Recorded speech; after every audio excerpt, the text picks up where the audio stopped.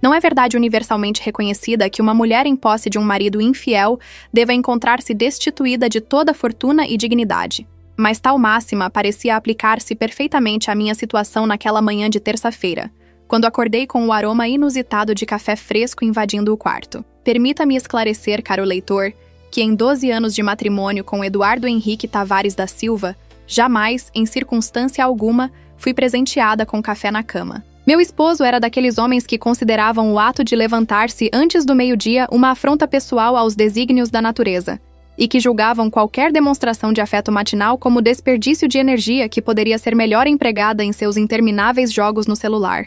Abri os olhos com desconfiança.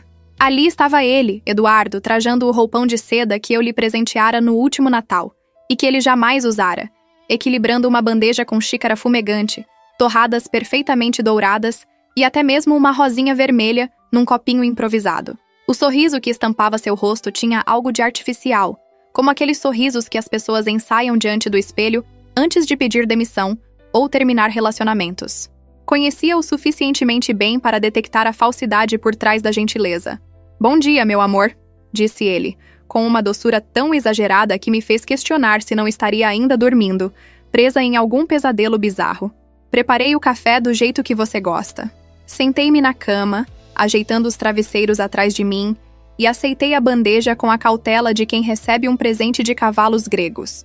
O café estava de fato preparado à perfeição, forte, sem açúcar, com apenas um fio de leite desnatado. Isso me perturbou ainda mais. Eduardo mal sabia onde ficava a cozinha em nossa própria casa, quanto mais os detalhes específicos de minhas preferências culinárias. "Que ocasião especial é essa?" indaguei, sorvendo um gole do café enquanto o observava atentamente.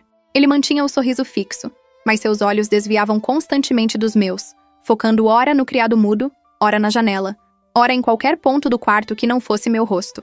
"Não posso simplesmente querer mimar minha esposa?" respondeu ele, dando de ombros com uma naturalidade forçada que teria feito Shakespeare revirar os olhos ante tamanha atuação medíocre. Terminei meu café em silêncio, analisando cada movimento seu, cada gesto, cada inflexão de voz. Havia algo profundamente errado naquela encenação toda, e minha intuição, aquela voz interior que tantas vezes ignorei ao longo de nosso casamento, agora gritava alarmes ensurdecedores em minha mente. Mas resolvi jogar o jogo dele. Se Eduardo queria teatro, teatro teria. "Muito gentil de sua parte, querido", disse, devolvendo-lhe a bandeja com um sorriso tão falso quanto o dele. "Vou me arrumar para o trabalho. Tenho aquela reunião importante hoje, lembra?" Claro que ele não lembrava. Eduardo nunca se importara com minha carreira como arquiteta, considerando meu trabalho pouco mais que um passatempo charmoso para me manter ocupada. Quantas vezes tentei compartilhar com ele minhas conquistas, meus projetos, minhas frustrações profissionais, apenas para ser recebida com olhares vagos e comentários displicentes. Quantas vezes cheguei em casa entusiasmada com alguma nova comissão, apenas para encontrá-lo grudado no celular, mal registrando minha presença? Mas naquela manhã, surpresa das surpresas, ele disse: "Claro que lembro. A apresentação do projeto residencial na Zona Sul. Você vai arrasar, tenho certeza." Congelei por um instante. Ele sabia sobre minha apresentação. Não apenas sabia, como se dera ao trabalho de memorizar os detalhes. A situação tornava-se cada vez mais suspeita, como se alguém tivesse substituído meu marido medíocre por uma versão piorada dele, tentando imitar interesse e afeto. Levantei-me da cama e caminhei até o banheiro, sentindo seu olhar fixo em minhas costas. Tomei uma ducha rápida, deixando a água quente lavar não apenas a sujeira do corpo, mas também tentar, inutilmente, acalmar a crescente ansiedade que se instalara em meu peito. Quando saí, enrolada na toalha, encontrei o quarto impecavelmente arrumado. A cama estava feita com perfeição militar, as cortinas abertas permitindo a entrada generosa da luz matinal. Até mesmo meus chinelos estavam organizados lado a lado próximo ao closet. Eduardo jamais arrumava nada. Deixava roupas espalhadas pelo chão, toalhas molhadas sobre a cama, sapatos dispersos pela casa como minas terrestres esperando para torcer tornozelos desavisados. Ver aquele quarto organizado era como testemunhar um milagre, ou mais precisamente, como ver a preparação cuidadosa de um palco antes do grande espetáculo. Entrei no closet para escolher minha roupa. Precisava estar impecável para a apresentação. Meses de trabalho culminariam naquela reunião, e eu planejava cada detalhe. O terno azul marinho que transmitia seriedade e competência, a blusa de seda bege que suavizava a austeridade do conjunto, O sapato de salto médio que me dava altura suficiente sem sacrificar o conforto. Já visualizava mentalmente a combinação quando parei, paralisada, diante de uma visão que me fez o coração despencar. Minhas roupas estavam dobradas. Não simplesmente dobradas, mas meticulosamente organizadas dentro de uma mala de viagem que jazia aberta sobre o banco estofado do closet. Não eram apenas algumas peças. Eram praticamente todas as minhas roupas. Vestidos, calças, blusas, casacos, tudo cuidadosamente empilhado como se alguém estivesse preparando uma mudança prolongada ou, mais apropriadamente, uma partida permanente. Meu primeiro instinto foi rir. Certamente aquilo era alguma espécie de brincadeira de péssimo gosto, talvez uma pegadinha elaborada que Eduardo vira na internet e decidira reproduzir para nosso suposto entretenimento mútuo. Mas quando me virei, encontrei-o sentado na borda da cama, com uma expressão que mesclava determinação e alívio, como alguém que finalmente reunira coragem para extrair um dente dolorido. "Eduardo", comecei, a voz saindo mais calma do que eu me sentia. "O que significa isso?" Ele suspirou profundamente, como se estivesse se preparando para recitar um discurso ensaiado. O que descobriria em instantes era exatamente o caso. "Mariana", disse ele, meu nome soando estranho em seus lábios, formal demais, distante demais. "Eu preciso ser honesto com você. Nosso casamento acabou. Acabou há muito tempo, na verdade, mas eu não tive coragem de admitir." Continuei de pé, a toalha ainda envolta em meu corpo, água pingando de meus cabelos, processando as palavras que ele proferia com uma tranquilidade desconcertante. Parte de mim queria gritar, exigir explicações, fazer uma cena digna das novelas que minha mãe tanto apreciava. Mas outra parte, a parte racional que sempre prevalecera em minha personalidade, simplesmente observava, analisava, computava informações como um programa de computador processando dados. "Quando você sair hoje para o trabalho", continuou ele, evitando meu olhar, focando em algum ponto indefinido na parede atrás de mim. "Não volte. Eu vou morar com a mulher que realmente amo. A mulher que me faz feliz, que me entende, que me valoriza de verdade." Ah, sim, a outra. Claro que havia uma outra. Não há traição sem a presença da figura triangular clássica, a intrusa que surge para destruir o equilíbrio doméstico, por mais precário que esse equilíbrio já fosse. Senti uma pontada de curiosidade mórbida. Quem seria ela? A secretária do escritório? Alguma mulher que conhecera em seus happy hours cada vez mais frequentes? Uma colega da academia que ele jamais frequentara, mas que recentemente se tornara seu novo templo de devoção? "E não pode dizer que não fui gentil com você no final", acrescentou, com um sorriso que pretendia ser magnânimo, mas que apenas conseguia ser profundamente irritante. O café na cama, a casa limpa, suas roupas já arrumadas na mala, facilitei tudo para você. Facilitou. Que palavra interessante para descrever o ato de descartar uma esposa como quem descarta um móvel velho que não combina mais com a decoração. Facilitou como se estivesse me fazendo um favor, poupando-me do trabalho tedioso de embalar minhas próprias pertences, após ser sumariamente despejada de minha própria casa. Fiquei ali, parada, por 1 minuto completo. 60 segundos de silêncio absoluto, durante os quais minha mente trabalhou em velocidade vertiginosa. Lembrei-me de nosso casamento, 12 anos atrás, quando éramos jovens e tolos o suficiente para acreditar que amor resolveria todas as incompatibilidades. Lembrei-me das promessas, dos sonhos compartilhados, das madrugadas rindo de bobagens, dos planos de ter filhos, de envelhecer juntos, de construir uma vida. Lembrei-me também de quando tudo começou a desmoronar. Não houve um momento específico, uma discussão catastrófica que marcasse o fim. Foi um processo gradual, como a erosão imperceptível que transforma rochas em areia. As conversas tornaram-se monólogos, os jantares, refeições silenciosas mediadas por telas de celular. A intimidade, uma obrigação cumprida com a frequência e o entusiasmo de uma consulta odontológica. E eu, imersa em minha carreira, em meus projetos, em minha determinação de provar que era mais que apenas a esposa de Eduardo Tavares, havia escolhido não ver os sinais. Havia escolhido acreditar que a distância era temporária, que o amor poderia ser recuperado com esforço e tempo. Que ingenuidade! Mas enquanto minha mente passeava por essa galeria de memórias, uma parte diferente de mim, a parte pragmática e calculista que me tornara uma arquiteta de sucesso, começou a sorrir internamente, porque Eduardo, em sua arrogância e pressa em despachar-me, havia cometido um erro crucial. "Tudo bem", disse finalmente, minha voz surpreendentemente serena considerando as circunstâncias. Caminhei até o closet, sequei-me rapidamente e vesti a primeira roupa que encontrei, uma calça jeans e uma blusa simples. Nada de terno azul marinho. A apresentação poderia esperar ou ser remarcada. Tinha assuntos mais importantes para resolver. Eduardo me observava com uma mistura de alívio e surpresa. Provavelmente esperava lágrimas, súplicas, talvez até mesmo uma cena de desespero que alimentasse seu ego e justificasse sua narrativa de marido incompreendido que finalmente encontrara a verdadeira felicidade. "Estou indo", anunciei, pegando minha bolsa e as chaves do carro. "Só confira o documento que deixei na mesa da sala." "Adeus, querido." Vi a confusão se instalar em seus olhos.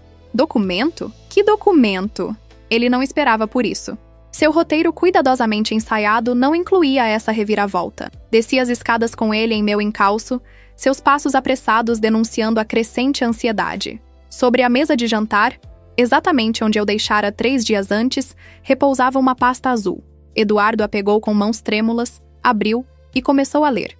Observei da porta como seu rosto pálido transformava-se em uma paleta de cores fascinante. Primeiro branco de incredulidade, depois vermelho de raiva, finalmente verde de náusea. Ele começou a suar frio, literalmente. Vi as gotas se formarem em sua testa, deslizarem pelas têmporas, mancharem a gola da camisa. Suas mãos tremiam segurando os papéis, e quando ele ergueu os olhos para mim, vi algo que nunca havia visto antes em 12 anos de casamento. Pânico genuíno. "Mariana", começou, a voz saindo rouca. "Isso não pode ser verdade." "É completamente verdade", confirmei, com um sorriso sereno. "Assinado, autenticado e registrado há exatos 72 horas. Você realmente deveria prestar mais atenção nos documentos que assina, querido, especialmente aqueles que sua esposa, que por acaso é advogada especializada em direito imobiliário além de arquiteta, coloca sob seu nariz depois de uma garrafa de uísque durante o jogo de futebol." Vi a lembrança se formar em sua mente. Quinta-feira à noite, ele assistindo ao jogo do Flamengo, já na 3ª dose generosa de Johnny Walker. Eu chegando com uma pilha de papéis, dizendo algo sobre refinanciamento da hipoteca, taxas melhores, assinatura necessária. Ele nem lera. Apenas pegara a caneta que eu oferecia e assinara onde indiquei, os olhos grudados na tela da televisão, resmungando algo sobre me deixar assistir ao jogo em paz. O documento que agora segurava em suas mãos trêmulas não era um refinanciamento. Era uma escritura de transferência completa de propriedade. Nossa casa, o apartamento que compráramos juntos há 8 anos, que havíamos reformado, decorado, onde construíramos nosso lar, agora era exclusivamente minha. Meu nome, apenas meu nome, constava como única proprietária legal. Mas não era só isso. Anexado à transferência havia um acordo pré-nupcial retroativo, elaborado por mim e autenticado por um tabelião que não fazia perguntas inconvenientes quando a remuneração era adequada. O acordo estipulava, em linguagem jurídica clara e incontestável, que em caso de separação motivada por infidelidade comprovada, o cônjuge infiel renunciava a qualquer direito sobre bens adquiridos durante o matrimônio. E eu tinha provas da infidelidade. Ah, como tinha provas! Fotografias, mensagens, registros de cartão de crédito mostrando jantares românticos em restaurantes caros, reservas de hotéis, até mesmo joias compradas em meu nome, mas entregues em endereços que não eram nossa casa. Tudo meticulosamente documentado ao longo dos últimos 6 meses, desde que contratei um investigador particular discreto e eficiente. Verá, caro leitor, eu não era a esposa ingênua e desatenta que Eduardo imaginava. Eu sabia de Fernanda há meses. Fernanda, a colega de trabalho dele, 28 anos, loira, entusiasta de yoga e comida vegana, que postava fotos inspiracionais no Instagram sobre viver autenticamente e seguir o coração. Que coração autêntico, pensava eu com ironia, que se satisfaz destruindo casamentos alheios. Mas ao contrário de confrontá-lo imediatamente, escolhi ser estratégica. Usei o tempo para me preparar, para garantir que quando o momento chegasse, e eu sabia que chegaria, eu estaria protegida. Consultei advogados discretamente, organizei minhas finanças, separei documentos importantes, transferi economias para contas individuais. E esperei. Esperei enquanto Eduardo tornava-se cada vez mais descuidado, mais ousado em sua duplicidade. Esperei enquanto ele apagava mensagens que pensava ter apagado, mas que já estavam guardadas em backup na nuvem. Esperei enquanto ele inventava reuniões tardias e viagens de negócios que jamais aconteceram. E então, na quinta-feira, depois de assegurar-me que ele estava suficientemente embriagado e distraído, apresentei-lhe os documentos. Ele assinou tudo sem ler, confiante em sua supremacia, certo de que eu era a esposa submissa e desatenta que ele criara em sua imaginação. Erro fatal. Você não pode fazer isso, balbuciou Eduardo, as páginas tremendo em suas mãos. É fraude. É manipulação. É completamente legal, corrigi, mantendo meu tom educado e profissional. Você assinou de livre e espontânea vontade. Estava em pleno uso de suas faculdades mentais, não foi coagido e havia testemunhas presentes. Testemunhas? Que testemunhas? Estávamos sozinhos. Ah, que doce inocência. A câmera de segurança da sala discorda. Lembra que instalei o sistema novo na semana passada? Sobre ser para proteger contra assaltos? Funciona perfeitamente. Tenho gravações de alta definição mostrando você lendo cuidadosamente cada página. Mentira descarada, claro. Ele não lera nada. Mas como provaria o contrário sem admitir que assinara documentos importantes sem sequer olhá-los? E as câmeras, bem, essas eram reais, embora o ângulo não capturasse exatamente se ele estava lendo ou não. Mas Eduardo não era esperto o suficiente para pensar nisso. Mariana, espere, disse ele, deixando os papéis caírem sobre a mesa e dando um passo em minha direção. Podemos conversar sobre isso. Não precisa ser assim. Eu estava confuso. Você sabe como é. A crise dos 40. Você tem 38 anos, interrompi. E eu realmente preciso ir. Diferentemente de você, eu tenho trabalho. Mas a casa, você não pode ficar com a casa. A casa é minha, Eduardo. Legalmente, indiscutivelmente minha. Você pode consultar um advogado se quiser. Mas garanto que qualquer um minimamente competente lhe dirá a mesma coisa. O documento é sólido. Ele abriu e fechou a boca várias vezes, parecendo um peixe fora d'água. Era quase cômico vê-lo, tão confiante minutos atrás em sua magnanimidade ao me dispensar, agora completamente desorientado. E Fernanda? Perguntei, incapaz de resistir. Ela sabe que seu namorado novo está prestes a ficar sem teto? Ou você prometeu que viveriam na mansão que herdaria depois de me descartar? O rubor em suas bochechas confirmou minha suspeita. Claro que ele havia prometido. Homens como Eduardo sempre prometem castelos que não possuem. Como você... começou. A história, parte 2. Como eu sei? Repeti, terminando a frase que ele não conseguira completar. Eduardo, querido, você realmente me subestima. Sempre subestimou. Essa foi sua maior falha. Não a infidelidade em si, mas a arrogância de acreditar que eu era tola demais para perceber, estúpida demais para agir, fraca demais para me proteger. Caminhei até a porta, pausando apenas para pegar meu casaco do cabideiro. O sol da manhã entrava pelas janelas da sala, iluminando partículas de poeira que dançavam no ar como testemunhas silenciosas daquele momento. Nossa sala, decorada com tanto cuidado, cada móvel escolhido após horas de discussão, cada quadro posicionado com precisão milimétrica, agora parecia um cenário vazio, desprovido do significado que um dia imaginei que tivesse. Você não pode simplesmente ir embora, protestou Eduardo, sua voz adquirindo um tom desesperado que nunca ouvira antes. Precisamos discutir isso, resolver as coisas de maneira civilizada. Virei-me para encará-lo e não pude conter uma risada genuína. Civilizada? Você arruma minhas malas às escondidas, prepara um café da manhã manipulador e planeja me despedir como se fosse um empregado inconveniente? E quer falar sobre civilidade? Oh, Eduardo, você realmente é uma obra-prima de hipocrisia. Eu tentei ser gentil, exclamou ele, a voz elevando-se em frustração. Tentei tornar isso mais fácil para você. Mais fácil para mim ou para sua consciência culpada? Retruquei. Não se engane achando que suas pequenas gentilezas eram altruísmo. Eram covardice embrulhada em papel de presente. Você queria se livrar de mim sem enfrentar as consequências, sem testemunhar as lágrimas ou a raiva, ou qualquer emoção humana real que sua traição pudesse provocar. Queria poder contar para Fernanda e seus amigos como foi maduro e gentil, como me tratou com dignidade até o fim. Bem, sinto decepcioná-lo, mas não vou facilitar sua narrativa de redenção. Abri a porta, sentindo o ar fresco da manhã acariciar meu rosto. Lá fora, o mundo continuava girando, indiferente ao pequeno drama doméstico que se desenrolava em nossa sala de estar. Vizinhos passeavam com cachorros, o carteiro iniciava sua ronda, carros começavam a encher as ruas no início do rush matinal. Vida normal, vida comum, vida que prosseguia enquanto a minha se fragmentava e se reorganizava em algo completamente novo. Mariana, por favor, disse Eduardo, e havia lágrimas em seus olhos agora. Lágrimas. Como se tivesse direito a elas. Como se fosse a vítima nessa farsa toda. Não seja assim. Sei que estou errado, sei que estraguei tudo, mas não precisa me destruir por causa disso. Destruir você? Repeti, genuinamente perplexa com sua escolha de palavras. Eduardo, você se destruiu sozinho no momento em que decidiu que nossa vida juntos não era suficiente. Eu apenas estou me protegendo das ruínas. E, aliás, você ainda tem muito mais do que merece. Era verdade. Apesar da casa agora estar em meu nome, ele ainda tinha seu carro, suas economias pessoais, seus pertences. Não o deixara literalmente sem nada, embora a tentação tivesse sido grande. Mas eu não era cruel, apenas justa. E a justiça nesse caso ditava que ele arcasse com as consequências de suas escolhas. Suas roupas estão todas no quarto, informei, mantendo meu tom prático e direto. Sugiro que você também faça suas malas. Tenho certeza que Fernanda ficará encantada em recebê-lo mais cedo do que planejado. Ah, e você tem uma semana para remover seus pertences. Depois disso, qualquer coisa que permanecer será doada. Uma semana? Ecoou ele, incrédulo. Impossível! Preciso de tempo para encontrar um lugar.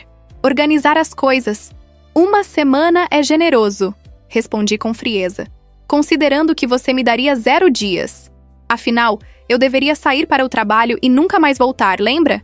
Sem tempo para me despedir das plantas que cultivei, dos livros que colecionei, dos espaços que construí. Você teria enviado minhas coisas para onde? Para a casa da minha mãe como se eu fosse uma criança sendo devolvida após um intercâmbio mal-sucedido? Vi a verdade estampar-se em seu rosto. Ele nem sequer pensara nisso. Claro que não.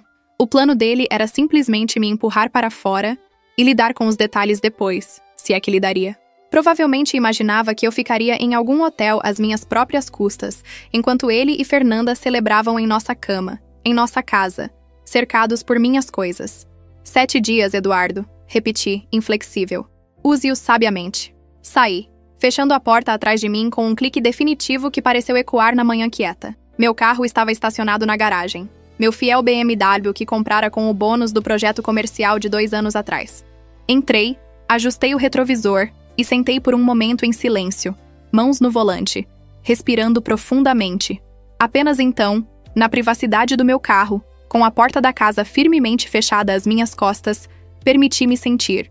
E o que senti não foi a devastação que esperava, não foi a dor lancinante de um coração despedaçado, foi raiva, pura, cristalina, energizante raiva. Raiva por ter desperdiçado 12 anos com um homem que me via como acessório, como decoração conveniente para sua vida. Raiva por todas as noites que fingi orgasmo para poupar seu ego frágil. Raiva por cada vez que diminuí minhas conquistas para não ofuscá-lo. Raiva por ter me moldado em uma versão menor de mim mesma na tentativa fútil de fazer nosso casamento funcionar. Mas junto com a raiva, algo mais. Alívio. Doce, libertador alívio. Porque agora não precisava mais fingir. Não precisava mais me questionar se estava sendo paranoica quando sentia a distância crescer entre nós. Não precisava mais culpar a mim mesma pelo fracasso do nosso relacionamento. Eduardo fizera o trabalho sujo por mim, forçara o fim que eu não tinha coragem de iniciar. Liguei o motor e saí da garagem, observando pelo retrovisor como nossa casa diminuía na distância. Minha casa, corrigi mentalmente. Minha casa agora. A casa onde reconstruiria minha vida nas cinzas do meu casamento. Dirigi sem destino específico por alguns minutos, deixando o piloto automático guiar-me pelas ruas familiares do bairro. Acabei estacionando em um café que costumava frequentar sozinha, um pequeno estabelecimento charmoso com paredes de tijolos expostos e plantas penduradas no teto onde faziam o melhor café com leite da região. Entrei e pedi minha bebida habitual, sentando-me em uma mesa junto à janela. O café estava moderadamente cheio com o movimento matinal. Executivos checando e-mails em laptops, mães pós-academia conversando em pequenos grupos, estudantes universitários debruçados sobre livros e cadernos. Vida acontecendo em seu ritmo ordinário e extraordinário. Peguei meu celular e comecei a fazer ligações. Primeiro para minha assistente no escritório, explicando que não poderia comparecer à reunião e pedindo que remarcasse para a próxima semana. Ela soou preocupada, o que era compreensível dado que nunca, em 6 anos de trabalho conjunto, eu havia perdido uma reunião importante. "Está tudo bem, Mariana?" perguntou Júlia, sua voz carregada de preocupação genuína. "Estará", respondi, e percebi que acreditava nisso. "Apenas tive uma manhã complicada. Conto os detalhes depois. Por favor, apresente minhas desculpas ao cliente e assegure que reagendaremos em breve." A segunda ligação foi para minha melhor amiga, Carolina, que conhecia desde os tempos de universidade e que sempre mantivera uma opinião criticamente baixa sobre Eduardo. "Ele fez o quê?" praticamente gritou ela quando contei, sua voz tão alta que precisei afastar o telefone do ouvido. "Aquele filho de uma mãe desgraçada, aquele verme rastejante, Aquele... Carol, interrompi, rindo apesar de tudo. Respira. Estou bem. Bem? Como pode estar bem? Seu marido acabou de te expulsar de casa. Tecnicamente, eu que o expulsei. Corrigi. E então expliquei sobre os documentos, sobre a transferência de propriedade, sobre como Eduardo agora era o que estava sem teto e sem opções. O silêncio que se seguiu foi tão longo que pensei que a ligação tivesse caído. Carol, chamei. Mariana Silva, disse ela finalmente, sua voz cheia de admiração reverente. Você é minha heroína, minha deusa. Quando crescer, quero ser igual a você. Ríamos juntas, e senti parte da tensão deixar meu corpo. Carol sempre soubera me fazer rir, mesmo nos momentos mais escuros. Preciso de um favor, disse eu quando nossas risadas acalmaram. Qualquer coisa. Pode vir comigo mais tarde recolher algumas coisas na casa? Não quero estar lá sozinha quando Eduardo estiver fazendo as malas. Quero testemunhas para garantir que ele não tente destruir nada por vingança. Estarei aí em 1 hora, prometeu ela. E trago Renata também. Você sabe que ela adora um drama, e 3 cabeças pensam melhor que uma se seu idiota do marido tentar alguma coisa. Renata era outra amiga da faculdade, advogada criminalista com uma língua afiada e zero tolerância para injustiças. A ideia de ter ambas ao meu lado era reconfortante. Desliguei e fiquei sentada por um momento, observando as pessoas no café. Quantas delas estavam em relacionamentos felizes? Quantas fingiam felicidade? Quantas estavam, como eu estivera, presas em casamentos que morreram há muito tempo, mas continuavam sendo mantidos por inércia e medo do desconhecido? Meu telefone vibrou. Uma mensagem de Eduardo. Precisamos conversar. Isso não pode acabar assim. Digitei minha resposta com dedos firmes. Acabou exatamente como você planejou. A única diferença é quem ficou com o quê. 7 dias, Eduardo. O relógio está correndo. Bloqueei o número. Não tinha mais nada a dizer a ele, e certamente não tinha interesse em ouvir suas súplicas ou justificativas. Essa parte da minha vida estava encerrada. O livro fechado. A história terminada. Mas enquanto uma história terminava, outra começava. Peguei um guardanapo e uma caneta da bolsa e comecei a fazer listas. Hábito que cultivara desde a faculdade de arquitetura quando aprendi que organização era a chave para transformar caos em ordem. Lista 1. Coisas práticas. Mudar as fechaduras da casa. Atualizar documentos e contas bancárias para refletir meu status de solteira. Consultar advogado para formalizar o divórcio. Informar família e amigos próximos. Lista 2. Coisas emocionais. Processar o fim do casamento. Perdoar a mim mesma por não ter agido antes. Redescobrir quem eu era fora do contexto de ser a esposa de Eduardo. Lista 3. Coisas profissionais. Focar no trabalho como nunca antes. Aceitar aquele projeto internacional que vinha adiando porque Eduardo reclamava sobre possíveis viagens. Expandir meu portfólio e reputação. Lista 4. Coisas divertidas. Pintar o quarto daquela cor de azul profundo que sempre quis, mas que Eduardo odiava. Adotar um gato, ou talvez 2. Viajar sozinha para lugares que sempre quis conhecer. Aprender algo novo, talvez cerâmica ou dança. As listas cresciam no guardanapo, minha letra ficando progressivamente menor para acomodar todos os pensamentos que jorrava. Pela primeira vez em anos, sentia entusiasmo genuíno sobre o futuro. Não o entusiasmo cauteloso e moderado de quem tem que consultar outro ser humano sobre cada decisão, mas a empolgação selvagem e ilimitada de quem está completamente livre para escolher. Mais café? Perguntou a garçonete, aparecendo ao lado da minha mesa com um sorriso amigável. Por favor, respondi, empurrando minha xícara vazia em sua direção. E talvez um daqueles croissants de chocolate também. Estou celebrando. Aniversário? Perguntou ela enquanto anotava o pedido. Não exatamente, disse eu, olhando para as listas espalhadas sobre a mesa. Mais como um renascimento. Ela sorriu, e havia compreensão em seus olhos, como se soubesse exatamente sobre o que eu falava. Esses são os melhores tipos de celebração, disse ela antes de se afastar. Passei a hora seguinte no café, refinando minhas listas, respondendo a e-mails de trabalho, começando a reconstruir mentalmente minha vida. Carolina e Renata chegaram juntas. Carolina alta e loira, Renata baixa e morena, ambas vestidas como se estivessem indo para uma batalha, o que de certa forma estavam. Pronta para enfrentar o inimigo? Perguntou Renata, os olhos brilhando com antecipação beligerante. Pronta, confirmei, levantando-me e pegando minha bolsa. Vamos acabar com isso. Dirigimos em comboio até a casa, meu BMW liderando o caminho, seguido pelo Jeep de Carolina e o sedã compacto de Renata. Quando chegamos, o carro de Eduardo ainda estava na garagem, o que significava que ele ainda estava lá, provavelmente ainda processando a bomba que eu deixara explodir em seu colo perfeitamente arrumado. Lembra do plano? Instruí enquanto caminhávamos até a porta. Renata, você documenta tudo com seu telefone. Carol, você fica perto de mim caso ele tente alguma intimidação física. Não que eu ache que tentará, mas melhor prevenir. E eu lidero a operação. Ambas assentiram, suas expressões sérias e determinadas. Eram minhas aliadas, minhas irmãs de armas, e senti uma onda de gratidão por tê-las em minha vida. Abri a porta usando minha chave, entrando com uma confiança que não sabia que possuía. A casa estava silenciosa, mas podia ouvir movimentos no andar de cima. Eduardo, presumivelmente, fazendo suas malas com muito menos cuidado e consideração do que ele usara ao fazer as minhas. Eduardo, chamei, minha voz ecoando no hall de entrada. Trouxe ajuda para facilitar sua mudança. Ele apareceu no topo da escada, parecendo absolutamente terrível. Seus olhos estavam vermelhos, o cabelo despenteado, a camisa amarrotada. Parecia um homem que não dormira ou que passara as últimas horas chorando, ou ambos. Mariana, começou, descendo as escadas com passos pesados. Podemos conversar em particular, por favor? Tudo o que precisa ser dito pode ser dito na frente de minhas amigas. Respondi firmemente. Carolina e Renata estão aqui para testemunhar que a divisão de bens está sendo conduzida de forma justa e que ambas as partes estão seguras. Mera formalidade, tenho certeza que entende. Vi a frustração cruzar seu rosto, mas ele era esperto o suficiente para não discutir.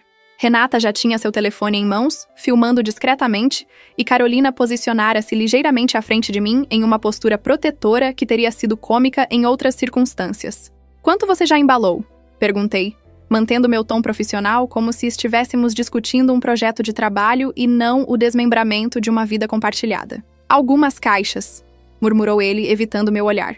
Mariana, isso é realmente necessário? Não podemos resolver isso de forma mais... amigável? Amigável? Repetiu Carolina antes que eu pudesse responder, sua voz gotejando desdém. Como empurrar uma mulher para fora de sua própria casa é amigável? Como trair seu cônjuge por meses é amigável? Por favor, Eduardo, ilumine-nos sobre sua definição de amizade, porque claramente estamos usando dicionários diferentes. Ele abriu a boca para responder, mas Renata cortou. Sugiro que você continue embalando. O relógio está correndo e você tem... O que foi mesmo, Mariana? 7 dias? 6 agora, tecnicamente. Corrigi olhando para o relógio. Hoje já está quase na metade. Observamos enquanto Eduardo subia novamente as escadas, seus ombros curvados em derrota. Senti uma pontada de algo. Não exatamente pena, mas talvez compaixão residual pelo homem que ele fora, ou que eu pensara que ele fosse, antes da máscara cair. Você está bem? Perguntou Carolina em voz baixa, tocando meu braço levemente. Surpreendentemente sim, respondi com honestidade. Pensei que me sentiria pior, que haveria mais dor, mas principalmente sinto alívio. E raiva, muita raiva, mas do tipo produtivo que me faz querer reconstruir minha vida melhor do que antes. Essa é minha garota, disse Renata com aprovação. Nunca deixe que um homem veja você quebrada. Mesmo que esteja quebrada por dentro, nunca deixe que vejam. Mas eu não estou quebrada, percebi em voz alta, surpresa com a verdade da afirmação. Estou rachada, talvez, um pouco machucada, mas não quebrada. Quebrado implica em irreparável, e eu sou definitivamente irreparável. Já estou me reparando. Passamos as próximas horas ajudando Eduardo a embalar. Não por gentileza a ele, mas para acelerar o processo. Queríamos que ele saísse o mais rápido possível, que removesse sua presença da casa para que eu pudesse começar a torná-la genuinamente minha. História. Parte 3. Carolina organizava metodicamente as roupas de Eduardo em caixas de papelão que havíamos comprado a caminho, dobrando cada peça com eficiência militar. Renata catalogava cada item em uma planilha no celular, documentando tudo para evitar futuras alegações de propriedade roubada ou pertences desaparecidos. E eu supervisionava, garantindo que nada meu acabasse acidentalmente nas caixas dele. Foi durante esse processo tedioso que encontrei, escondida no fundo de sua gaveta de meias, uma pequena caixa de veludo azul. Meu coração acelerou por um momento, uma reação pavloviana a objetos que tipicamente continham joias. Abri a caixa com mãos curiosas e encontrei um anel, delicado e claramente caro, com uma esmeralda cercada por pequenos diamantes. Não era meu. Nunca vira aquele anel antes. E esmeraldas eram a pedra favorita de Fernanda, conforme descobrira durante minhas investigações discretas através de suas redes sociais excessivamente compartilhadas. Interessante, comentei em voz alta, segurando a caixa para que Carolina e Renata pudessem ver. Parece que alguém estava planejando um pedido especial. Eduardo, que estava embalando livros no canto do quarto, congelou. O sangue drenou de seu rosto tão rapidamente que pensei que pudesse desmaiar. Isso não é o que você pensa, começou ele, largando os livros e dando um passo em minha direção. Não é um anel de noivado comprado para sua amante? Perguntei com falsa inocência, porque certamente parece um. E a menos que você tenha desenvolvido repentinamente um fetiche por joalheria masculina, presumo que seja para Fernanda. Esmeraldas são a pedra favorita dela, não são? Renata assobiou baixo. Quantos quilates você diria, Mariana? 2? 3? Pelo menos 3, estimei, examinando o anel sob a luz. E a qualidade dos diamantes é excelente. Deve ter custado, o quê? Uns 20 mil? 25? A expressão de Eduardo confirmou minha estimativa. Senti uma nova onda de raiva atravessar-me. 20 mil reais em um anel para a amante enquanto, no nosso último aniversário de casamento, eu recebera um jantar apressado em um restaurante medíocre e flores compradas claramente de última hora em um posto de gasolina. Mariana, eu posso explicar, começou Eduardo, as palavras saindo em um jorro desesperado. Por favor, não, interrompi colocando o anel de volta na caixa e fechando-a com um clique definitivo. Poupe-me da explicação. Estou certa de que é fascinante, cheia de justificativas criativas e lógica tortuosa sobre como gastar uma pequena fortuna em joias para outra mulher, enquanto ainda casado comigo era, de alguma forma, perfeitamente razoável. Coloquei a caixa no bolso da minha calça. Eduardo deu outro passo à frente, a mão estendida. Isso é meu. Você não pode ficar com isso. Tecnicamente, disse Renata, sem olhar para cima de sua planilha. Como foi comprado durante o casamento, provavelmente com fundos conjugais, poderia ser considerado propriedade marital.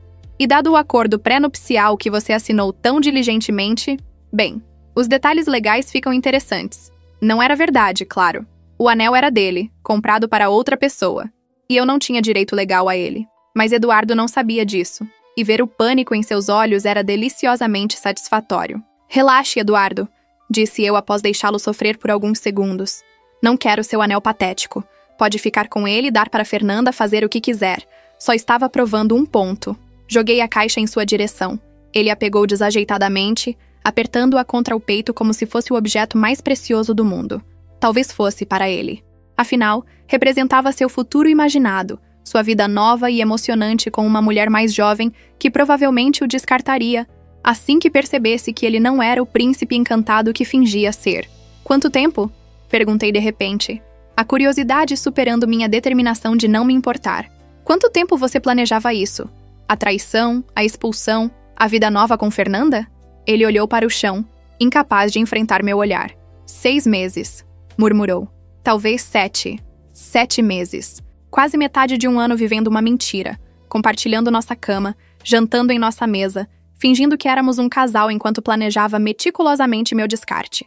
A audácia era quase admirável em sua completa falta de vergonha. E Fernanda? Continuei. Minha voz surpreendentemente calma considerando a tempestade de emoções rugindo dentro de mim. Ela sabe que você é casado? Ou você me alimentou com alguma história triste sobre como somos separados há anos, mas permanecemos juntos por conveniência financeira? Ela sabe, admitiu ele, e havia algo parecido com orgulho em sua voz, como se a honestidade com a amante de alguma forma compensasse a desonestidade comigo. Desde o início, fui honesto com ela sobre minha situação. Que cavalheiro, comentou Carolina com sarcasmo afiado. Honesto com a mulher com quem está traindo sua esposa. Certamente isso te qualifica para santo. Vocês não entendem, começou Eduardo, e havia frustração genuína em sua voz agora. A frustração de alguém que se via como incompreendido em vez de simplesmente errado. Meu casamento com Mariana estava morto há anos. Éramos apenas 2 estranhos compartilhando espaço. Fernanda me fez lembrar como é sentir-se vivo novamente, como é ser apreciado e desejado. Ah, sim, disse eu, minha voz gotejando ironia. A clássica justificativa do homem de meia idade. Minha esposa não me entende, mas essa mulher jovem e convenientemente disponível, sim. Original, Eduardo. Verdadeiramente original. Não é assim, protestou ele. Fernanda e eu temos uma conexão real. Ela me vê de verdade, não a versão que você sempre quis que eu fosse. E ali estava, finalmente, a acusação implícita que eu sabia que viria. De alguma forma, isso era minha culpa. Eu o forçara a trair. Eu o empurrara nos braços de outra mulher ao ter expectativas terríveis como fidelidade e esforço mútuo em nosso relacionamento. Eduardo, disse eu, e minha voz estava cansada agora, drenada da raiva performática que vinha sustentando. Eu não te transformei em nada. Você escolheu isso. Cada mentira, cada encontro secreto, cada centavo gasto nela em vez de em nós, foi sua escolha. Não tente reescrever a história para tornar-se o herói de sua própria narrativa. Você é o vilão aqui, puro e simples. O silêncio que se seguiu foi pesado, carregado com todas as palavras não ditas acumuladas ao longo de anos de comunicação falhada. Renata havia parado de digitar. Carolina parara de dobrar roupas. E todos nós estávamos suspensos naquele momento, testemunhas da morte final de um casamento. Terminem de embalar, disse eu finalmente, quebrando o silêncio.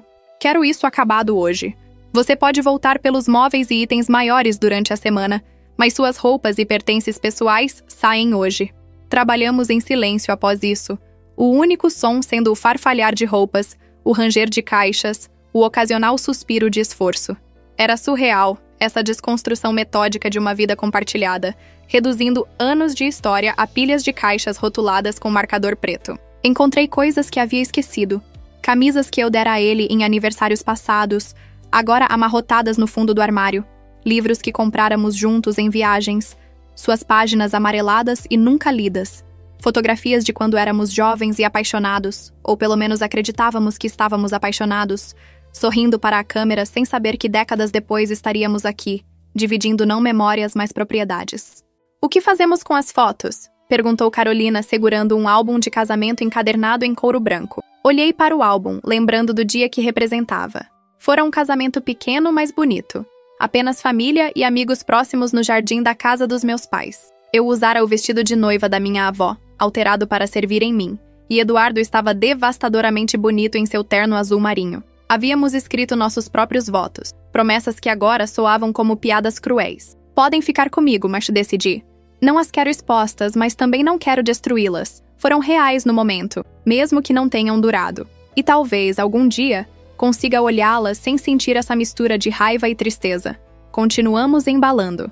As caixas se multiplicavam, empilhando-se no corredor, testemunhos físicos do desmembramento de uma união. Eduardo trabalhava mecanicamente, seus movimentos desprovidos da energia nervosa que o caracterizava mais cedo. Ele parecia derrotado, e parte de mim, a parte que ainda se lembrava de amá-lo, sentia pena. Mas a pena era uma emoção perigosa, um caminho que levava a perdão prematuro e reconciliações fadadas ao fracasso. Eu a afastei, focando na tarefa em mãos. Eram quase 6 da tarde quando terminamos. 15 caixas grandes, todas rotuladas e empilhadas no corredor.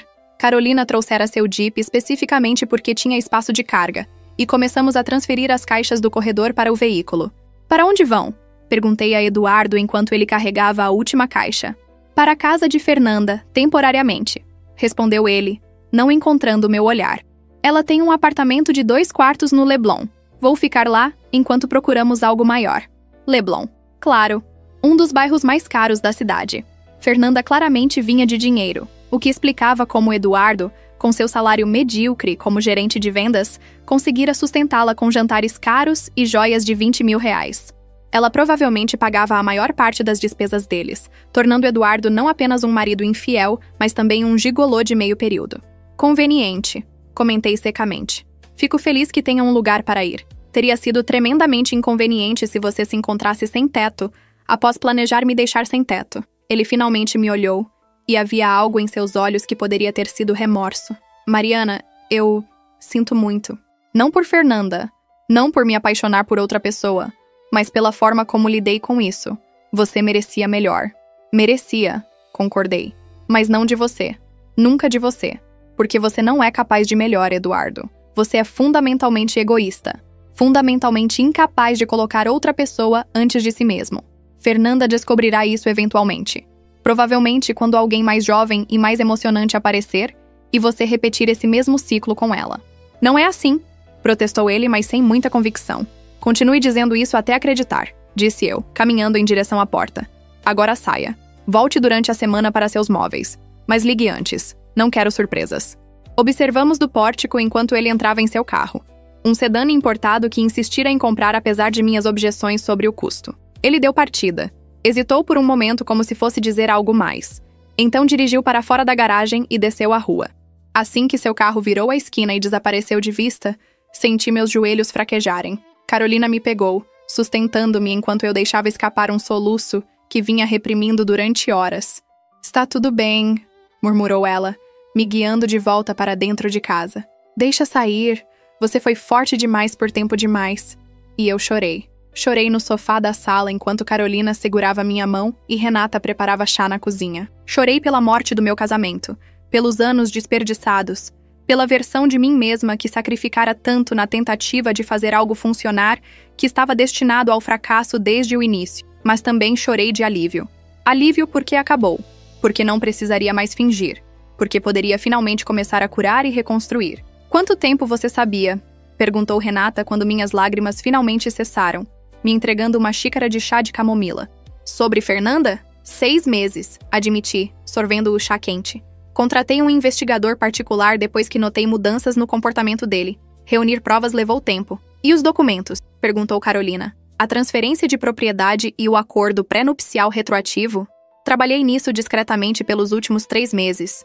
Consultei advogados, organizei finanças, assegurei-me de que tudo estava à prova de bala legalmente. Sabia que ele eventualmente forçaria o confronto. Homens como Eduardo sempre fazem. Eles não conseguem manter um caso secreto indefinidamente.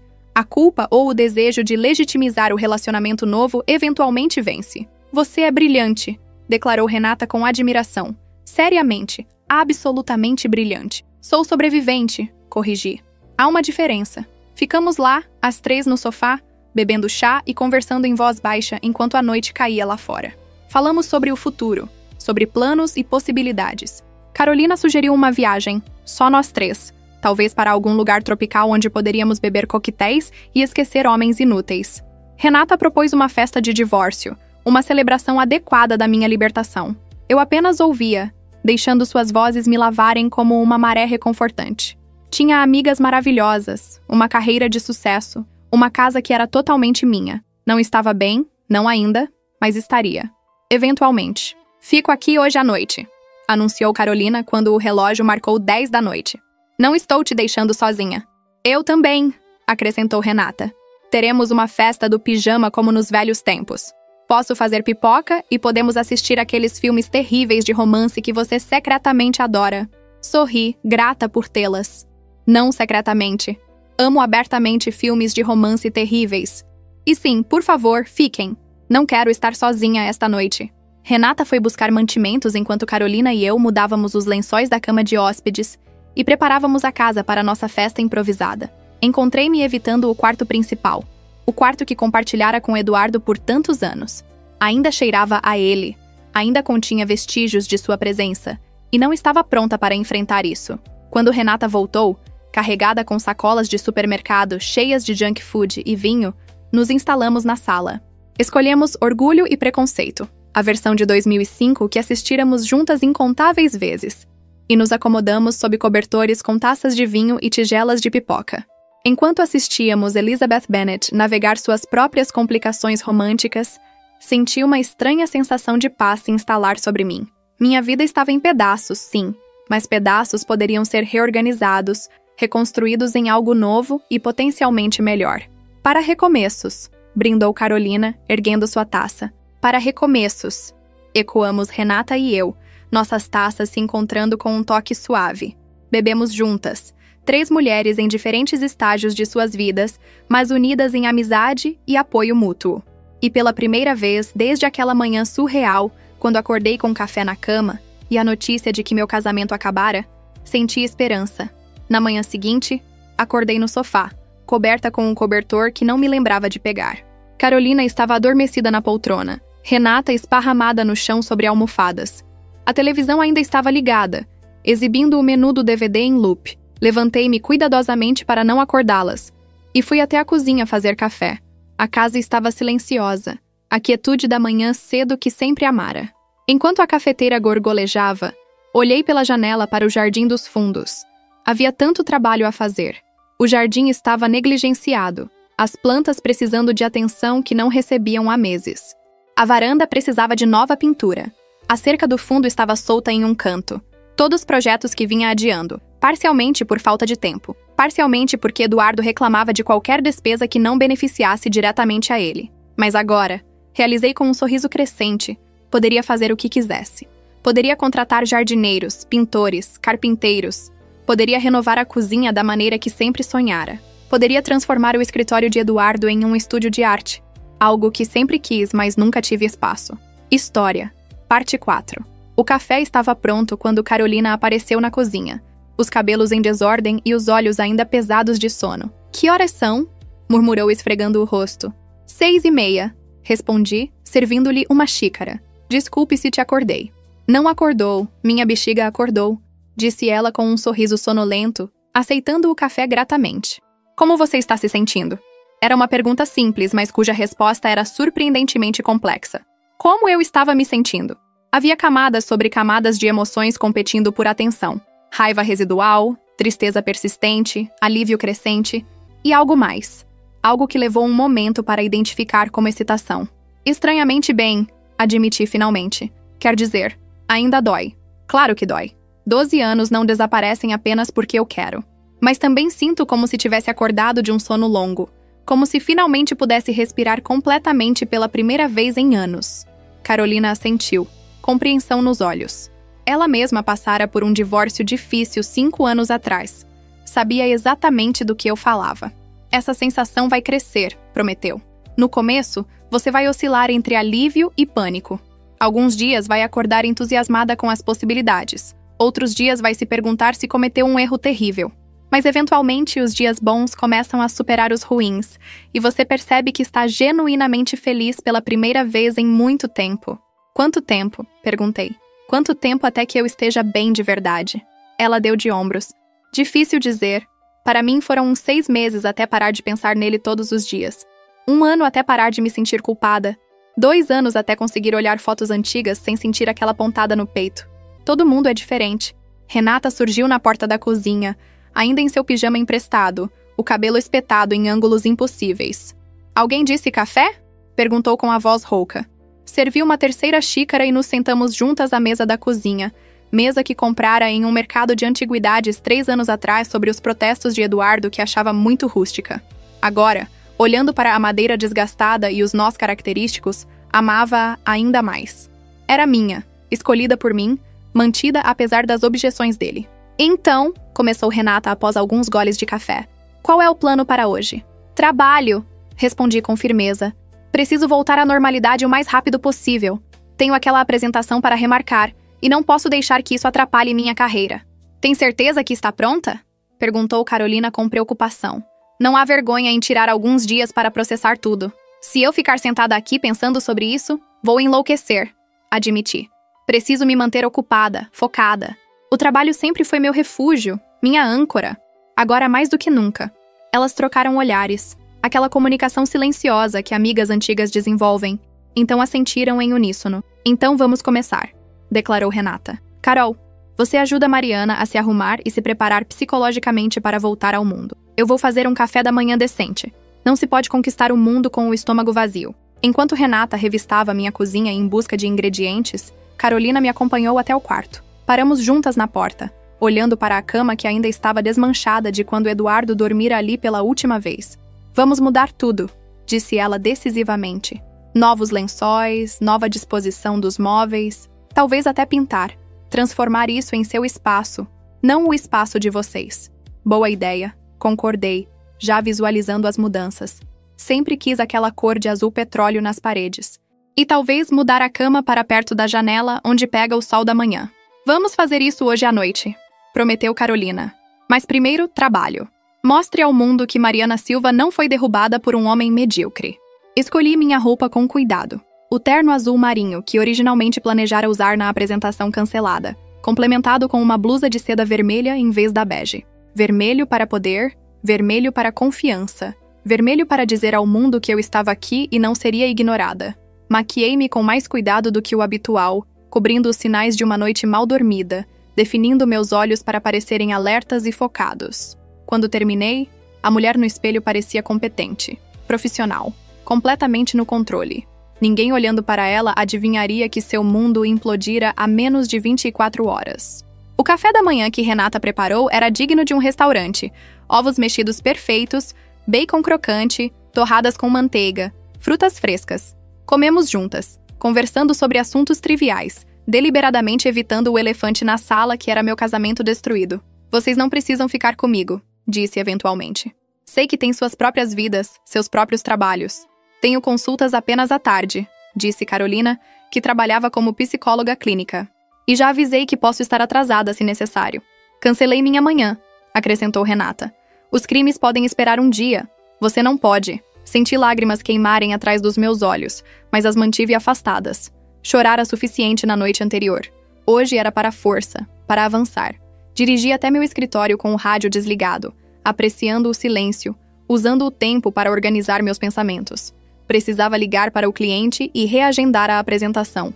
Precisava verificar com minha equipe sobre outros projetos em andamento. Precisava parecer normal, funcional, não uma mulher cujo marido acabara de a deixar por outra. O escritório de arquitetura que cofundara com meu sócio Rodrigo ficava em um prédio reformado no centro da cidade, todo vidro e aço com toques de tijolo exposto, que prestavam homenagem à estrutura original do século XIX. Sempre me encheu de orgulho ver meu nome na placa da entrada. Silva & Mendes Arquitetura. Júlia, minha assistente, levantou os olhos quando entrei e vi a preocupação imediata estampar-se em seu rosto. Mariana, não esperava você hoje. Está tudo bem? Está agora, respondi, forçando um sorriso. Desculpe pelo susto ontem. Tive uma emergência pessoal, mas está resolvida. O cliente entendeu, assegurou-me ela. Reagendamos para quinta-feira, mesmo horário. E Rodrigo quer falar com você quando tiver um momento. Rodrigo era meu sócio há 6 anos, desde que decidimos sair do grande escritório onde ambos trabalhávamos e abrir nossa própria firma. Era um arquiteto talentoso, um empresário astuto e, surpreendentemente, um amigo genuíno. Se alguém além de Carol e Renata merecia saber o que estava acontecendo, era ele.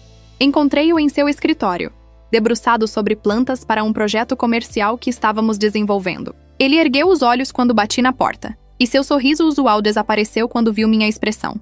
O que aconteceu? Perguntou imediatamente, empurrando as plantas de lado. Contei-lhe, versão resumida, mas honesta. Sua expressão passou por várias emoções. Choque, raiva e, finalmente, uma determinação feroz que reconheci como seu modo de resolver problemas. Precisa de tempo? Perguntou quando terminei. Podemos redistribuir seus projetos temporariamente, dar-lhe espaço para lidar com isso. Não, disse firmemente. Preciso do oposto. Preciso mergulhar no trabalho, manter-me ocupada. Preciso lembrar que sou boa em algo, que tenho valor além de ser a esposa de alguém. Você nunca foi apenas a esposa de alguém, disse Rodrigo com convicção. Você é uma das melhores arquitetas que conheço, Mariana. Seu trabalho fala por si. Eduardo sempre foi irrelevante para seu sucesso profissional. Suas palavras, simples e diretas, tocaram algo profundo em mim. Quantas vezes duvidara de mim mesma ao longo dos anos?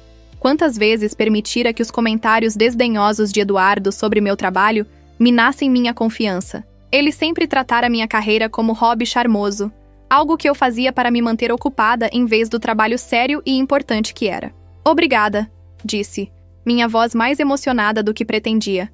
Precisava ouvir isso. É a verdade, disse ele com simplicidade.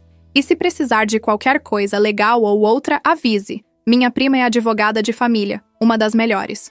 Posso te colocar em contato. Já tenho representação, mas obrigada, assegurei-lhe. Por agora, só quero focar no trabalho. E foi exatamente isso que fiz. Mergulhei nos projetos com intensidade que não demonstrava há meses, talvez anos. Revisitei plantas, ajustei designs, consultei com clientes, coordenei com empreiteiros. Deixei o trabalho me consumir, usar toda a minha energia mental para que não sobrasse espaço para pensar sobre Eduardo, sobre Fernanda, sobre meu casamento falhado. Júlia aparecia periodicamente com café fresco e olhares preocupados, mas tinha a sabedoria de não fazer perguntas. Os outros funcionários mantinham distância respeitosa, sentindo que algo estava diferente, mas educados demais para comentar. Eram quase 6 da tarde quando finalmente parei, os olhos ardendo de tanto olhar para a tela do computador. Tinha pulado o almoço completamente, sobrevivendo apenas com café e determinação feroz. Meu telefone, que deixara no modo silencioso, mostrava 14 mensagens perdidas. 3 de Carolina verificando se eu estava bem. 2 de Renata enviando memes engraçados numa tentativa de me fazer rir.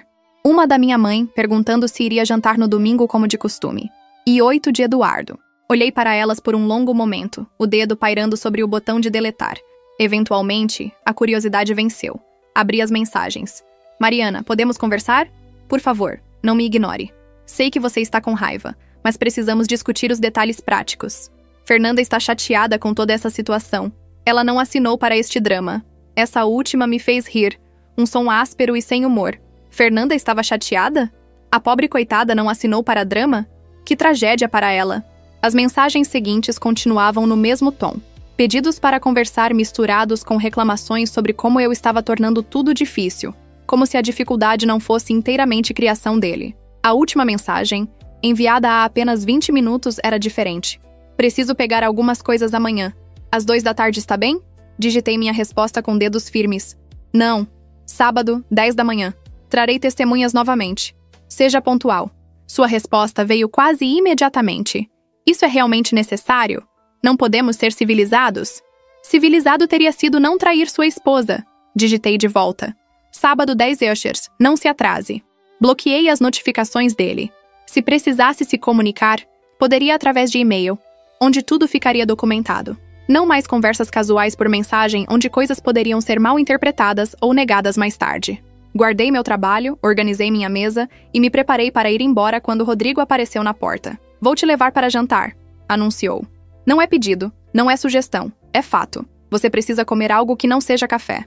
Não estou com fome, comecei a protestar, mas meu estômago escolheu aquele momento para roncar audivelmente traindo-me. Claramente discordo, disse ele com um sorriso.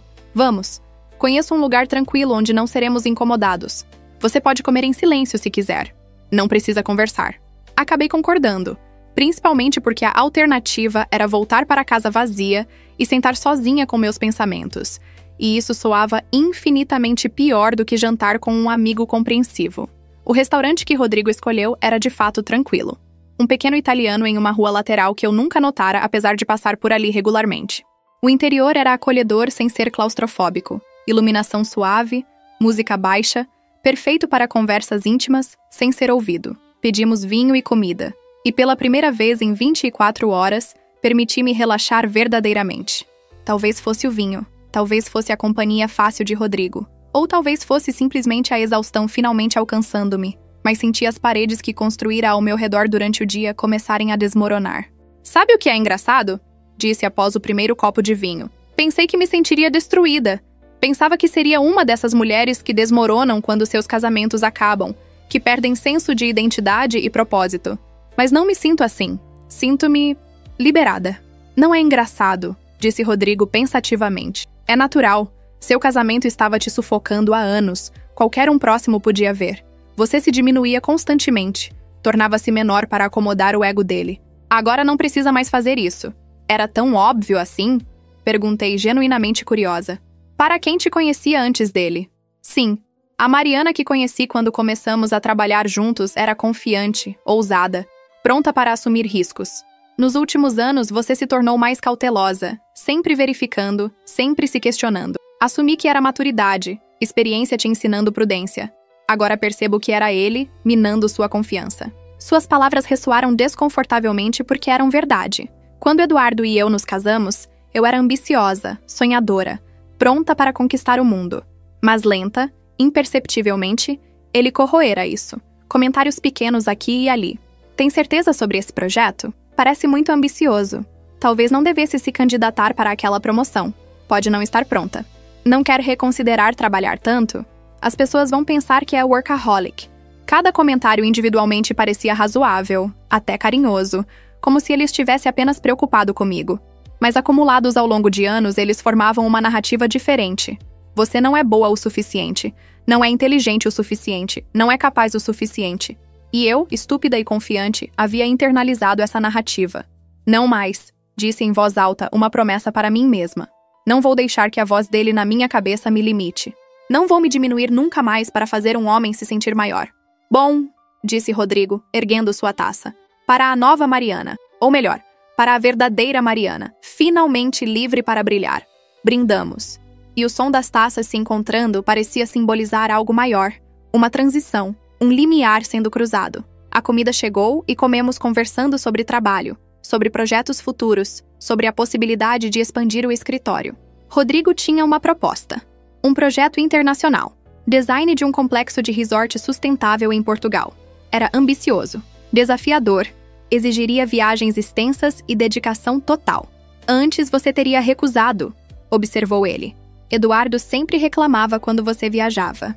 Eduardo não tem mais voto, respondi, sentindo um sorriso se espalhar por meu rosto. Quando começamos? Passamos o resto do jantar discutindo detalhes. Minha mente já correndo com possibilidades, visualizando designs, considerando materiais sustentáveis e integração com a paisagem local. Era exatamente o tipo de projeto que sempre sonhara, mas nunca tivera coragem de perseguir. Quando Rodrigo me levou de volta para pegar meu carro no escritório, a noite estava clara, estrelas visíveis apesar da poluição luminosa da cidade. Parei por um momento antes de entrar no carro, olhando para o céu.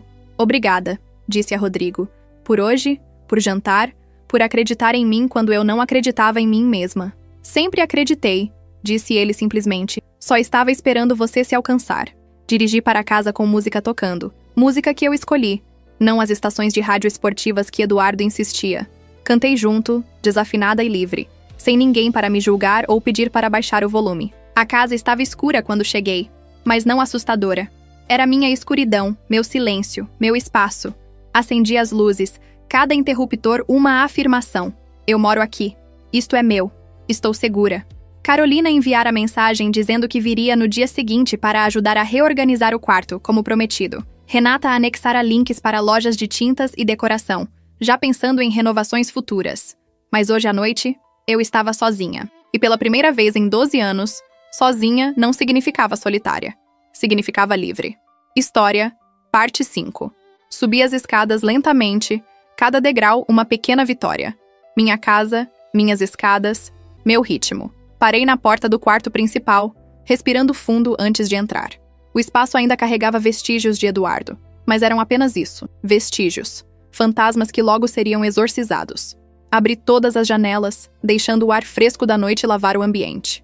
Tirei os lençóis da cama, substituindo-os por um jogo limpo que estava guardado no armário, branco e crocante, cheirando a lavanda. Reorganizei os travesseiros, movimentei alguns móveis pequenos, criando uma disposição ligeiramente diferente que transformava o quarto em algo novo. Tomei um banho longo e quente, deixando a água lavar não apenas a sujeira do dia, mas também as tensões acumuladas.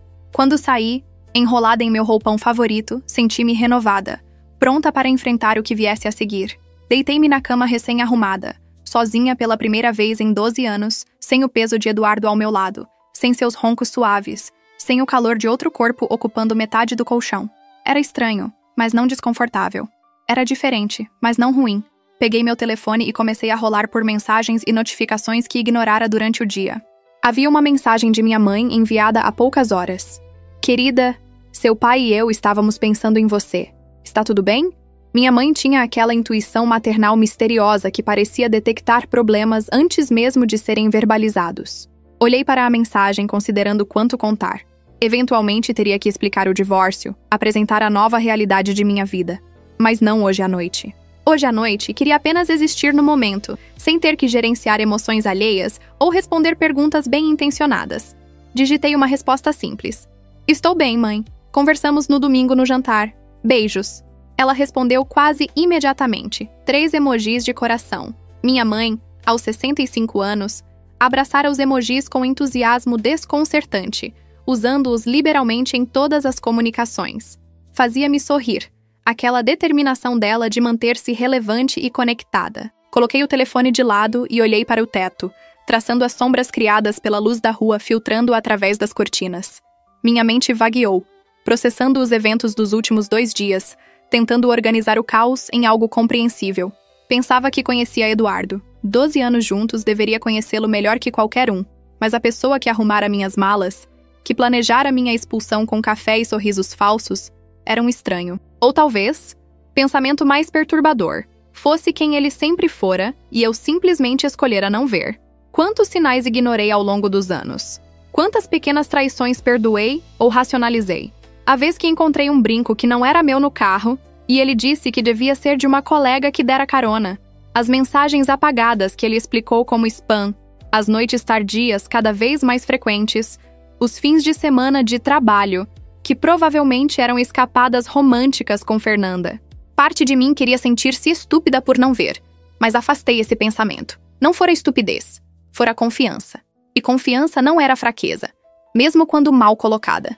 A falha estava em Eduardo, em sua desonestidade. não em minha disposição de acreditar nele. Eventualmente o sono veio, e dormi profundamente, sem sonhos ou pesadelos, apenas a escuridão tranquila do descanso verdadeiro. Acordei com o sol entrando pela janela, banhando o quarto em luz dourada. Por um momento, desorientada pelo sono, estendi a mão para o outro lado da cama, hábito de anos. Encontrei apenas lençóis vazios, e a realidade voltou em uma onda. Eduardo se fora. Nosso casamento acabara. Mas em vez da dor que esperava, senti apenas uma calma resoluta. Era o primeiro dia do resto da minha vida. Clichê, mas verdadeiro. E ao contrário de ontem, quando acordara para café manipulador e despedida planejada, hoje acordava com possibilidades ilimitadas. Levantei-me, vesti roupas confortáveis e desci para fazer café. A cozinha estava exatamente como a deixara na noite anterior, organizada e tranquila. Não havia pratos sujos empilhados na pia porque Eduardo tinha preguiça de lavá-los. Não havia migalhas espalhadas no balcão de seus lanches noturnos. Tudo estava em ordem. Enquanto o café passava, abri meu laptop e comecei a fazer listas. Era quinta-feira. Eduardo viria buscar seus móveis no sábado. Isso me dava 2 dias para preparar, para decidir o que ficava e o que ia, para começar a transformar a casa de nosso espaço em meu espaço. Lista 1. Móveis. A cama podia ir. Decidi rapidamente. Não queria dormir no mesmo colchão que compartilháramos por tantos anos. O sofá da sala também. Escolha de Eduardo que eu sempre achara desconfortável. A mesa de jantar, no entanto, ficava. Eu a escolhera. Eu a amava. E não deixaria que memórias ruins a contaminassem. Lista 2. Decoração. Quadros que ele trouxera de seu apartamento de solteiro, todos iriam. Aquela escultura moderna horrível que sua mãe nos dera de presente de casamento, definitivamente ia. As cortinas escuras da sala que ele insistira que eram sofisticadas, mas que sempre faziam o espaço parecer uma caverna, iriam ser substituídas. Lista 3. Renovações. Pintar o quarto de azul petróleo como sempre quis. Talvez contratar um designer de interiores para ajudar a reimaginar a sala. Transformar o antigo escritório de Eduardo em estúdio de arte. Fazer algo especial com o jardim. Talvez uma área de leitura sob a árvore grande. As listas cresciam. Minha empolgação aumentando com cada item adicionado. Tantas possibilidades, tantas mudanças esperando para serem feitas. A casa seria minha obra-prima pessoal, reflexo de quem eu realmente era sem compromissos ou concessões. Carolina chegou por volta das 10, carregada com amostras de tinta, catálogos de móveis e energia contagiante. Pronta para transformar este lugar? Perguntou, seus olhos brilhando com entusiasmo. Mais do que pronta, respondi, sentindo um sorriso genuíno se espalhar por meu rosto. Passamos horas indo de cômodo em cômodo, discutindo possibilidades, testando cores nas paredes, medindo espaços. Carolina tinha bom olho para design, complementando meu treinamento técnico com sensibilidade estética natural. O que você acha disso? Perguntou ela, segurando uma amostra de tinta azul profundo contra a parede do quarto. É ousado, mas você. Olhei para a cor, imaginando as 4 paredes naquele tom rico e envolvente. Era definitivamente ousado. Definitivamente não algo que Eduardo teria aprovado. Perfeito, declarei. Vamos fazer. O telefone tocou enquanto estávamos debatendo opções de cortina para a sala. Era Renata. Oi, vocês duas. Só verificando se ainda estão vivas e não se mataram por causa de desacordos sobre almofadas decorativas. Estamos ótimas, assegurei, colocando no viva voz. Carol trouxe amostras suficientes para decorar 3 casas. Melhor exagerar do que faltar, defendeu-se Carolina.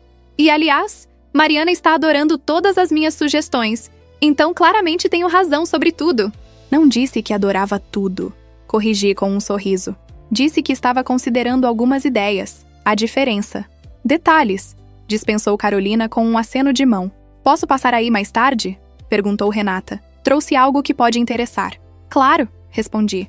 Estaremos aqui, provavelmente ainda discutindo tons de branco que são aparentemente completamente diferentes, mas parecem exatamente iguais para mim. Porque você não tem olho treinado, disse Carolina com ar superior. Há pelo menos 7 tons diferentes de branco nessas amostras, cada um criando uma atmosfera completamente diferente. Renata chegou por volta das 4, carregando uma garrafa de vinho e uma pasta grossa. Vinho para celebrar, explicou, erguendo a garrafa. E isto, continuou batendo na pasta, é um presente de uma amiga advogada especializada em divórcios. Abrimos a pasta para encontrar formulários pré-preenchidos para petição de divórcio, guias detalhados sobre o processo, listas de documentos necessários e até recomendações para mediadores e terapeutas caso eu precisasse. Uau! disse, folheando os documentos. Isto é abrangente. Minha amiga é meticulosa, explicou Renata. Pensei que seria útil ter tudo organizado e pronto. Quando você estiver preparada, claro. Sem pressa. Olhei para os formulários, vendo meu futuro mapeado em termos legais frios. Divórcio. A palavra que evitara por tanto tempo, que considerara falha pessoal, agora parecia simplesmente prática. Término de contrato, dissolução de parceria que não funcionara mais. Obrigada, disse a Renata, minha voz carregada de emoção genuína. Por pensar nisso, por cuidar de mim. É o que amigas fazem, disse ela simplesmente. Agora esse vinho não vai se beber sozinho, e tenho certeza que vocês fizeram progresso suficiente por hoje. Hora de relaxar. Instalamo-nos na varanda dos fundos, área que sempre amara, mas raramente usava porque Eduardo achava muito sol, e preferia ficar dentro. Abrimos o vinho, servimos taças generosas e nos sentamos observando o jardim dourar sob a luz da tarde. Para mudanças, brindou Renata. Para recomeços, acrescentou Carolina. Para sobrevivência, completei. E bebemos juntas. 3 mulheres unidas em amizade e apoio mútuo. Conversamos por horas, sobre tudo e nada. Elas compartilharam histórias de seus próprios términos, lições aprendidas, erros cometidos. Carolina falou sobre como ficara 6 meses depois de seu divórcio sem conseguir sair com ninguém, tão machucada que a ideia de confiar em outro homem parecia impossível. Mas eventualmente, disse ela, você percebe que nem todos são iguais. Que o comportamento de um idiota não define todo um gênero. E quando finalmente se permite tentar novamente, é assustador, mas também emocionante. Renata, que nunca casara, mas tivera sua cota de relacionamentos falhados, acrescentou. O truque é aprender a amar a si mesma primeiro. Soa como clichê de autoajuda barato, mas é verdade. Quando você está completa sozinha, um parceiro se torna bônus, não necessidade. E isso muda tudo. Ouvia, absorvendo suas palavras, permitindo que a sabedoria delas me lavasse. Tinha muito a aprender sobre ser solteira novamente, sobre reconstruir identidade fora do contexto de casamento. Mas não estava sozinha nessa jornada. Tinha essas mulheres incríveis ao meu lado, e isso fazia toda a diferença. O sol começava a se pôr quando meu telefone tocou. Número desconhecido. Hesitei. Então atendi. Mariana? Veio uma voz feminina que não reconheci. Sou Fernanda. O silêncio que se seguiu foi pesado. Carolina e Renata me olhavam com expressões de choque e curiosidade. Fernanda. A outra. A mulher que dormia com meu marido enquanto ele ainda estava casado comigo. O que você quer? Perguntei, minha voz mais fria do que pretendia. Precisamos conversar, disse ela soando nervosa. Sobre Eduardo, sobre toda essa situação. Não vejo o que temos para discutir, respondi. Você está com ele agora. Parabéns. Espero que sejam muito felizes juntos. Ah, não é assim tão simples, disse ela. E havia algo em sua voz. Algo que soava como arrependimento ou talvez medo. Ele não foi honesto comigo sobre muita coisa. Apesar de mim mesma, senti curiosidade. Continue. Ele disse que vocês estavam separados há meses, que era apenas formalidade você ainda morando na casa. Disse que você concordara com o divórcio, que era amigável. Mas então descubro sobre os documentos, sobre como ele perdeu a casa, e percebo que ele mentiu. Para ambas, provavelmente. Provavelmente, concordei, sentindo uma estranha solidariedade com essa mulher que deveria ser minha inimiga. Ela também fora enganada, manipulada pela mesma pessoa.